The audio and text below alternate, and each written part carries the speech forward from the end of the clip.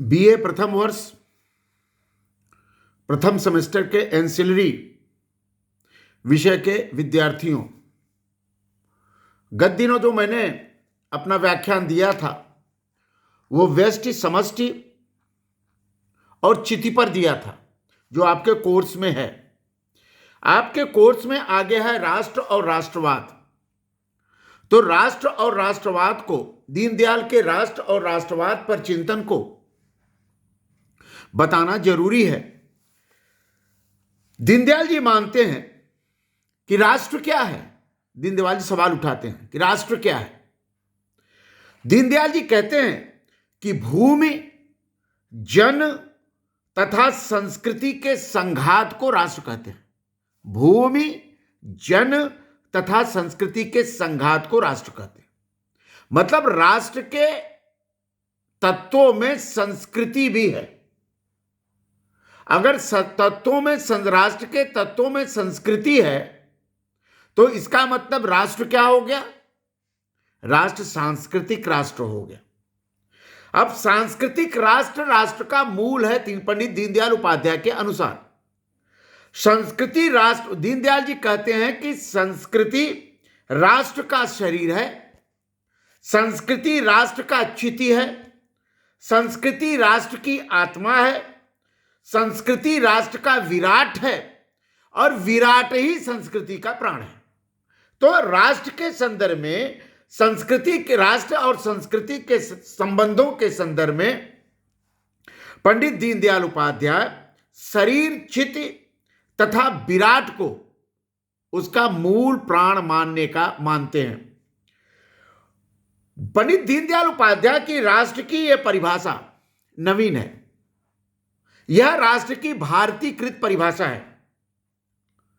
आधुनिक समाज एवं राजनीतिक शास्त्र के लिए, आधुनिक समाज एवं राजनीतिक शास्त्र के लिए राष्ट्र एक नवीन अवधारणा है। राष्ट्र क्या है? एक नवीन अवधारणा है जो यूरोपीय पुनर्जागरण के बाद विकसित एवं परिभाषित होती है। जो यूरोपीय पुनर्जागरण के बाद विकसित और परिभाषित होती है। राष्ट्रवाद की भावना मानव में भौगोलिक एवं सांस्कृतिक कारणों से सहज ही उत्पन्न हुई थी। सांस्कृतिक कारणों से सहज ही उत्पन्न हुई थी, लेकिन साम्राज्यवाद के प्रतिकार में उसका उद्भव हुआ। साम्राज्यवाद के प्रतिकार में उसका, राष्ट्र का उद्भव हुआ। प्रतिक्रियावादी अधिष्ठान पाकर स्वयं साम्राज्यवाद का कारण बना। राष्ट्र जो है प्रतिक्रियावादी रूप में आगे बढ़कर के राष्ट्र के आधार पर साम्राज्यवाद का कारण भी बना है। विदेशी साम्राज्यवाद के खिलाफ स्वदेशी राष्ट्रवाद तथा स्वदेशी बहुमती साम्राज्यवाद के खिलाफ संघीय व लोकतांत्रिक राष्ट्रवाद का उदय हुआ। 19वीं सदी के यूरोप में राष्ट्रवाद पर व्यापक बहस हुई। राष्ट्रवाद पर क्या हुआ? व्यापक बहस हुई तथा प्रयोग भी हुए, जिसमें कई राष्ट्रवाद के कई रूपों का जन्म हुआ। मानवतावादी राष्ट्रवाद, राष्ट्रीय राज्य, नस्लवादी राष्ट्रवाद, राष्ट्रीयता बहुल संघ राज्य, क्षेत्रीय राष्ट्रवाद, संवैधानिक राष्ट्रवाद, उदारवादी राष्ट्रवाद, आध्यात्मिक राष्ट्रवाद, सांस्कृतिक राष्ट्रवाद और लोकतंत्री राष्ट्रवाद। इतने तरह के राष्ट्रवाद का रूप 19वीं शताब्दी में सबके सामने आया और इसकी विभिन्न विभिन्न प्रकार की व्याख्याएं की गई। पंडित दीनदयाल उपाध्याय ने इन व्याख्याओं से अतिरिक्त राष्ट्रवाद की भारतीकृत व्याख्या प्रस्तुत की। 18वीं शताब्दी के अंतिम चरण में से लेकर 19वीं सदी के मध्य तक राष्ट्रवाद मानववादी, लोकतंत्रवादी, विचारों से उत्प्रेरित था। यह फ्रेंच, अमेरिकन, चेक, इटालियन, आयरिश तथा पोलिश राष्ट्रवाद के प्रारंभिक दिनों की कहानी है। इसके विपरीत पिछले 80 सालों में राष्ट्रवाद, अपृथकतावाद, असहिष्णुता, कट्टरता, अल्पसंख्यकों का उत्पीड़न, नस्लवाद और अंततः साम्राज्यवाद के आक्रमणों से आबद्ध हो गया। ये सारे के सारे जो तत्व मैं आपको बता रहा हूं, ये सारे के सारे तत्व राष्ट्रवाद के हिंसक स्वरूप को आगे बढ़ाते हैं। अखिल जर्मन जारवादी साम्राज्य, जापानी सैन्यवाद, फांसीवाद, अब समाजवादी साम्राज्यवाद इस बात का प्रमाण है। इस बहस पर अपनी सक्रियता एवं रचनाओं से जिन यूरोपीय विद्वानों ने उसको समृद्ध किए, उनमें ब्रिटेन के लॉर्ड एक्टन, इटली के महान राजनेता जूजेप मैजनी, फ्रांस के विद्वान अर्नेस्ट रीना, चेकोस्लोवाकिया के विद्वान थॉमस गादोग्नु मैरिसिक तथा अंग्रेज अर्थशास्त्री जे.ए. हॉब्सन मुख्य। इन लोगों ने राष्ट्रवाद की विभिन्न बहसों में अपने विचारों को आगे बढ़ाने का काम किया। मैजनी ने अपने मानवतावादी राष्ट्रवाद के 19 सूत्र लिखे। मैजनी ने अपने मानवतावादी राष्ट्रवाद के 19 सूत्र लिखे हैं। इनमें 17वां सूत्र क्या है, यह समझ लीजिए। प्रत्येक जन का अपना जीवन लक्ष्य होता है। प्रत्येक जन का अपना जीवन लक्ष्य होता है। सामान्यतः स्वीकृत मानवीय जीवन लक्ष्य की संपूर्ति में जो सहयोगी होता है, वह जीवन लक्ष्य ही उसकी राष्ट्रीयता का निर्माण करता है। राष्ट्रीयता पवित्र चीज होती है, यह मैजनी कहता है। अर्नेस्ट रीना राष्ट्र की नस्ल, भाषा, मजहब, भूक्षेत्र, वर्गीय हित संबंधी अवधारणाओं का खंडन करते हुए कहता है कि राष्ट्र एक आध्यात्मिकता का सार तत्व है। पश्चिम भी कहता है nation is a spiritual principle. Nation is a spiritual principle. इसके दो कारण हैं। समृद्ध परंपरा की स्मृतियों का साझापन, समृद्ध परंपरा की स्मृतियों का साझापन तथा समझौते पूर्वक साथ रहने और जीने की बलवती इच्छा। रीना राष्ट्र के अस्तित्व को सतत जनमत संग्रह, डेली प्लेबिसाइट के रूप में उसको मानते हैं। लॉर्ड एक्टन राष्ट्रीय राज्य को खतरनाक मानते हैं। शासकीय राष्ट्रीयता अपनी ही जीवन शक्ति को उद्ध्वस्त करती है तथा स्वशासन के अपने मूल आधार को खो बैठती है। अतः एक्टन बहुराष्ट्रीय राज्य के हिमायती थे।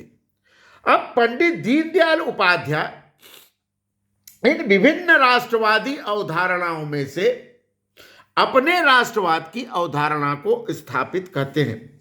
उपाध्याय का आग्रह है कि भारतीय राष्ट्रवाद की अवधारणा मौलिक है, जबकि पश्चिमी राष्ट्रवाद प्रतिक्रियावाद की उपज है, इसलिए उसमें हिंसा है। भारत के मौलिक और प्राकृतिक राष्ट्रवाद को वे हिंदू राष्ट्रवाद मानते हैं। भारत के मौलिक और राष्ट्रवाद को वो हिंदू राष्ट्रवाद कहते हैं। वे राष्ट्र की अवधारणा को 18वीं व 19वीं शताब्दी की उपज नहीं मानते। वे राष्ट्र की अवधारणा को अनादि मानते हैं, क्योंकि जब से भारत के प्राचीन राष्ट्र का उदय हुआ, तब से भारत में राष्ट्रवाद की अवधारणा बलवती हुई है। पंडित दीनदयाल उपाध्याय मानते हैं कि हमारी यह भावना बराबर बनी हुई है कि हम स्वयं अपने स्वामी बने रहें। ईश्वर दत्त देश आर्यावर्त में हम स्वतंत्रता पूर्वक रहें। यह एक ऐसी भावना है जो राजनीतिक भी है और भौगोलिक भी है।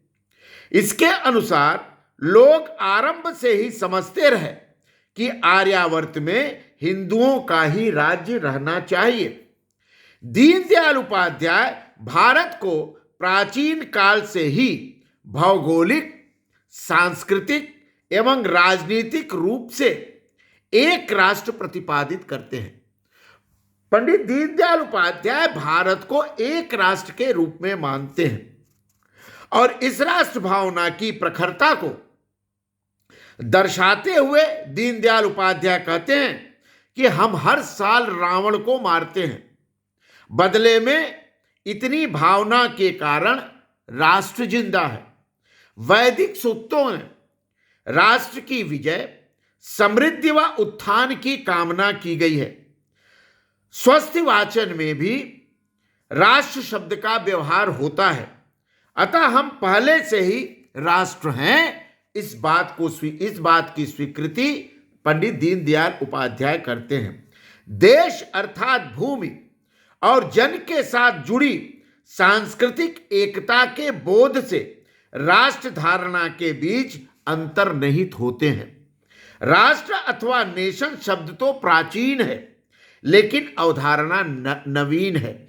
राष्ट्र की अवधारणात्मक व्याख्या जो दीनदयाल करते हैं, लगभग वैसी ही व्याख्या श्री अरविंद भी करते हैं, लेकिन वे राष्ट्र कल्पना को इतनी प्राचीन नहीं मानते। ग्रीस, इटली, गाल, मिस्र, चीन, मेडो पर्सिया, भारतवर्ष, अरब, इस्राइल आदि सभी इकाइयां एक ऐसे शिथिल सांस्कृतिक और भौगोलिक समुदाय से आरंभ हुई थी जिसने इनको पृथक और विशिष्ट सांस्कृतिक इकाइयां बना दिया था। श्री अरविंद राष्ट्रीय समुदायीकरण तक पहुंचने के 3 चरणों की व्याख्या करते हैं। सामुदायिकरण का प्रथम चरण भू सांस्कृतिक था। द्वितीय चरण मजहबी और राजनीतिक साम्राज्यवाद का था और तृतीय चरण राष्ट्र का था। सामान्यतः सभी भारतीय पाश्चात्य विद्वान भारतीय संस्कृति की प्राचीनता के विश्वासी हैं, लेकिन आज संसार में जिन अर्थों में राष्ट्र इकाई से अर्थबोध ग्रहण किया जाता है वह आधुनिक है। इसलिए हमारे देश में अनेक नेता कहते रहे कि भारत में को राष्ट्र बनना है।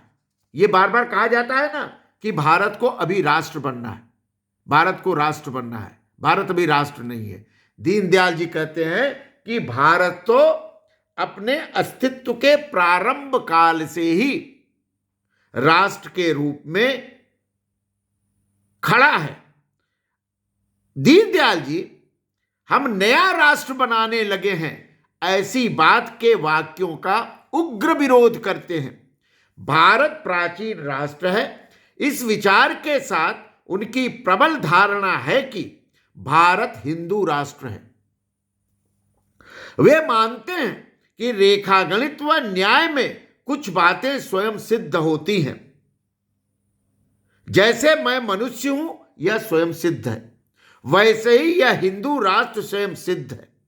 दीनदयाल जी क्षेत्रीय राष्ट्रवाद के स्थान पर सांस्कृतिक राष्ट्रवाद को स्वीकार करते हैं। संस्कृति राष्ट्र की नियामिका शक्ति है। भारतीय संस्कृति हिंदू संस्कृति है, अतः भारत हिंदू राष्ट्र है। वैसे उपाध्याय दीनदयाल जी एक संस्कृति, एक राष्ट्रीयता के प्रबल समर्थक हैं, लेकिन कहीं कहीं द्विराष्ट्रवाद का प्रतिपादन करते हुए भी दिखाई पड़ते हैं। लेकिन अगर हम यथार्थ में समझें तो वे राष्ट्रीय एकीकरण के पक्षपाती थे। एक देश में रहने वाले जन भी संस्कृति के आधार पर बट जाते हैं। जितनी संस्कृतियां होंगी उतने राष्ट्र होंगे। पाकिस्तान में हिंदू नागरिक हैं पर राष्ट्रीय नहीं है। संस्कृति उन्हें हमसे जोड़ती है। क्षेत्रीय राष्ट्रवाद का दीनदयाल उपाध्याय जी क्षेत्रीय राष्ट्रवाद के उग्र विरोधी हैं। केवल कोई व्यक्ति देशज होने से राष्ट्रीय नहीं होता। राष्ट्रीय होने से संस्कृति को मानने वाला होना जरूरी है। वे इस्लामीकृत व पाश्चात्यकृत देशज भारतीय जनों को धर्म भ्रष्ट व राष्ट्रीयता की मुख्य धारा से कटा हुआ मानते हैं। पंडित दीनदयाल उपाध्याय की मान्यता है कि भारत तभी तक भारत है जब तक यहां हिंदू हैं। यहां एक एक कण में हमारे पूर्वजों की मिट्टी समाई हुई है। मुसलमानों और ईसाई के समान हिंदू कोई मजहब नहीं है, हिंदू राष्ट्रीयता है।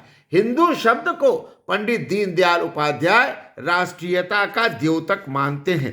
हिंदू उपासना पद्धति में 90% राष्ट्रीयता व 10% मोक्ष की बातें की गई हैं। दीनदयाल जी कहते हैं कि हिंदू ग्रंथ में जो भी मंत्र हैं, सभी मंत्र में राष्ट्रीयता का भाव है। मंत्रोद्धित राष्ट्रीयता, मंत्रोद्धित राष्ट्रीयता दीनदयाल उपाध्याय का एक प्रमुख कारक है। पंडित दीनदयाल उपाध्याय मानते हैं कि हिंदू और हिंदुस्तान एक दूसरे से जुड़े हैं। जो हिंदुस्तान को पुण्य भूमि माने, मातृभूमि माने, उसके इतिहास को अपना मानना चाहिए। उसकी पराजय से जिसका मस्तक ग्लानि से झुक जाए, जैसे हर्षित हो उठे, वह हिंदू है। पंडित दीनदयाल उपाध्याय कहते हैं कि राष्ट्र के पराजय से जो दुखी हो, राष्ट्र की पराजय से जो कष्ट पाए, राष्ट्र की पराजय से जिसको वेदना हो, वह हिंदू नहीं है। राष्ट्र की जीत से जिसकी जय हो, राष्ट्र के उत्थान से जिसको प्रसन्नता हो, राष्ट्र के विकास से जिसको प्रसन्नता हो, राष्ट्र की अवधारणा से जिसको प्रसन्नता हो, वह हिंदू है। पंडित दीनदयाल उपाध्याय का मानना है कि हिंदू संस्कृति में उपासना पद्धति की स्वतंत्रता है। जब तक हिंदू जीवित है, इस्लाम को कोई खतरा नहीं है। राम और अल्लाह में कोई भेद नहीं है। पंडित दीनदयाल उपाध्याय मानते हैं कि राम और अल्लाह में कोई भेद नहीं है। विष्णु सहस्त्रनाम में एक नाम अल्लाह का जुड़ जाने से कोई हानि नहीं होती। अतः झगड़ा मजहब का नहीं है, महत्वाकांक्षा का है। मस्जिद के अंदर से चलने वाली राजनीति के झगड़े से है। उनके अनुसार हिंदू न तो नकारात्मक अवधारणा है, न प्रादेशिक। हिंदू सांस्कृतिक व राष्ट्रवाचक अवधारणा है। संस्कृति मजहब नहीं होती, वरन राष्ट्र का सकारात्मक दिशाबोध, पॉजिटिव डायरेक्शन होता है। दीनदयाल उपाध्याय की राष्ट्रवाद और राष्ट्र संबंधी अवधारणा काफी विवादास्पद रही है। मिश्रित संस्कृति, कंपोजिट कल्चर में विश्वास रखने वाले लोग इस अवधारणा के प्रबल विरोधी हैं, जिनकी यह अवधारणा है कि भारतीय संस्कृति के विकास में हिंदुओं के साथ साथ मुसलमान व ईसाइयों का भी योगदान है। आधुनिक संदर्भों में विभिन्नता में एकता के प्रतिपादन से ही भारतीय संस्कृति की राष्ट्रवादी व्याख्या की जा सकती है।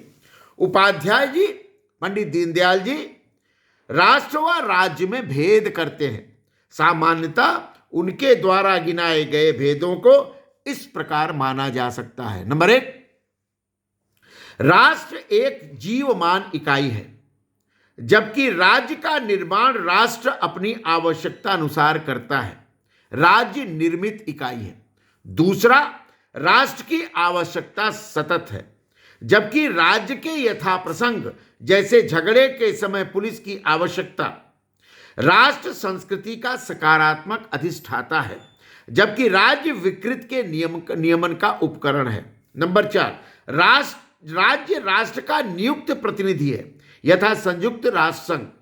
राज्य राष्ट्र का वकील है। नंबर 5, राज्य बदला जा सकता है, किंतु कोई भी प्रजातंत्र राष्ट्र को नहीं बदल सकता। राष्ट्र का अस्तित्व बहुमत और अल्पमत से निर्धारित नहीं होता। राष्ट्र स्वयंभू सत्ता है। नंबर 6, राज्य राष्ट्र की विभिन्न इकाइयों में से एक है। नंबर 7, राज्य नष्ट होने पर भी राष्ट्र विद्यमान रहता है। राज्य के नष्ट होने पर भी राज्य विद्यमान रहता है। एक राष्ट्र में अनेक राज्य भी संभव है। भारतवर्ष में कई गणराज्य थे, कहीं संघ राज्य था, कहीं वय राज्य था, तो कहीं राजतंत्र भी था। नंबर 9, राष्ट्र स्वराज्य का आकांक्षी होता है। राष्ट्र क्या होता है? स्वराज्य का आकांक्षी होता है। पर राज्य में राष्ट्र की आत्मा दब जाती है। राष्ट्र की अवधारणा व राज्य पर चौकसी आवश्यक है। ये 10 जो राष्ट्र और राज्य में अंतर दीनदयाल जी बताते हैं, यह एक महत्वपूर्ण तत्व है और इसके आधार पर राष्ट्रवाद या उनका सांस्कृतिक राष्ट्रवाद वैश्विक विश्ववाद या अंतर्राष्ट्रीयतावाद की ओर जाता है। पंडित दीनदयाल उपाध्याय राष्ट्रीयता का अस्तित्व अमिट मानते हैं तथा वे किसी मानवीय चित्त की कल्पना नहीं करते। उनके अनुसार शून्य में मानव एकता का विचार नहीं किया जा सकता। राष्ट्रीयताओं को समाप्त कर इस्लाम व ईसाईयत ने दुनिया को एक करने का प्रयास किया, लेकिन वह अस्वाभाविक था। अतः इनकी असफलता निश्चित थी। इन अप्राकृतिक प्रयत्नों से समाज की हानि होती है। मानवीय एकता की स्थापना व राष्ट्रीयताओं का तिरोहन तो नहीं हो सका, परंतु इन्होंने राष्ट्रीय जनों में मजहबी दरार पैदा कर दी। इसी प्रकार कम्युनिज्म का अंतर्राष्ट्रीयतावाद भी असफल हुआ। राष्ट्रवाद के आधार पर स्वयं कम्युनिज्म भी बंट गया। विश्ववाद और अंतर्राष्ट्रीयतावाद के नारे भी राष्ट्रवाद के संदर्भ में आते हैं। दीनदयाल उपाध्याय की मान्यता है कि राष्ट्र की हस्ती अमिट है। राष्ट्र मानव जीवन की स्वाभाविक इकाई है। दुनिया में राष्ट्रवाद की सत्ता प्रभावी रही है। दुनिया की सभी बड़े तत्वज्ञानों का उपयोग सब राष्ट्र अपने अपने मतलब के लिए करते हैं। इस प्रकार आप देखिए कि पंडित दीनदयाल उपाध्याय ने राष्ट्र की व्याख्या की, सांस्कृतिक राष्ट्रवाद की अवधारणा को माना, राष्ट्र और राज्य में अंतर को स्पष्ट किया और राष्ट्र की अवधारणा में पंडित दीनदयाल उपाध्याय ने राष्ट्रवाद का भारतीय स्वरूप प्रस्तुत किया। तो यह है पंडित दीनदयाल उपाध्याय का राष्ट्र चिंतन, राष्ट्र और राज्य में अंतर, राष्ट्र का पश्चिमी राष्ट्रवाद को उत्तर और सांस्कृतिक राष्ट्रवाद का रूप।